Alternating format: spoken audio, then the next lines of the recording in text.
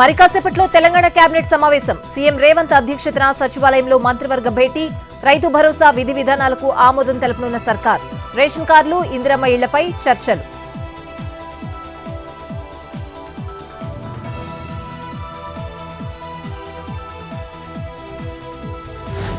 సాయంత్రం విశాఖలో navy day విన్యాసాలు. 1971 ఇండో-పాక్ యుద్ధంలో కీలక పాత్ర పోషించిన నౌకాదళం నాటి విజయానికి గుర్తుగా ప్రతి ఏటా డిసెంబర్ 4న వేడుకలు. ఈసారి పూరీ బీచ్ లో జరగడంతో కొనసాగింపుగా విశాఖలో సెలబ్రేషన్స్.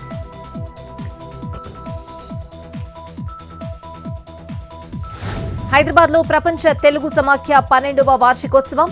భాషా పరిరక్షణ కోసం అవిశ్రాంతంగా పనిచేస్తున్నారన్న కిషన్ రెడ్డి. వివిధ రంగాల్లో కృషి చేస్తున్న వారికి ప్రతిభా పురస్కారాలు అందించిన కేంద్ర మంత్రి.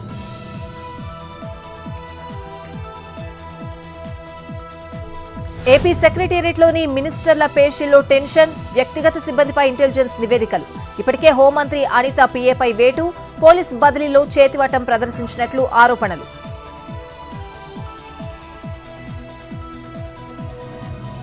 విజయవాడలో డొక్కా సీతమ్మ మధ్యాహ్న భోజనం ప్రారంభం. ప్రభుత్వ జూనియర్ కాలేజ్లో కార్యక్రమం పాల్గొన్న మంత్రి నారా లోకేష్.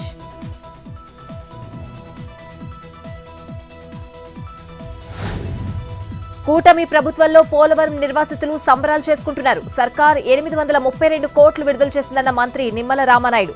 వైసీపీ 5 ఏళ్ల పాలనలో 5 రూపాయలు కూడా ఇవ్వలేదని విమర్శలు.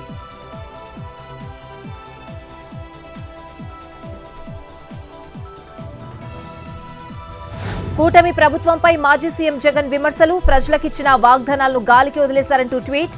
లక్షల మంది తల్లులు, పిల్లలు, రైతులకు ద్రోహం చేస్తారా అని జగన్ ఫైర్.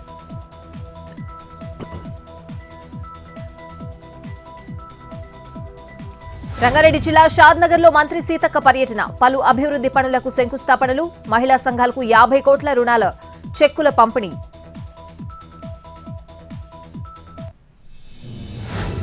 బీజాపూర్ జర్నలిస్ట్ ముఖేష్ చంద్రాకర్ హత్య కేసులో 3 అరెస్ట్. కాంట్రాక్టర్ సురేష్ చంద్రాకర్ ను హైదరాబాద్ లో అరెస్ట్ చేసిన బీజాపూర్ పోలీసులు. మావోయిస్టుల దాడులు, ఎన్కౌంటర్లపై ఎక్కువ కవరేజ్ ఇచ్చిన ముఖేష్. తెలుగు రాష్ట్రాల్లో పెరిగిన బంగారం ధరలు. 22 క్యారెట్ల 10 గ్రాముల పసిడి 72,610 రూపాయలు. 24 క్యారెట్ల 10 గ్రాముల పుత్తడి 79,210 రూపాయలు. హైదరాబాద్ లో 1,00,000 రూపాయలు దాటిన కిలో వెండి.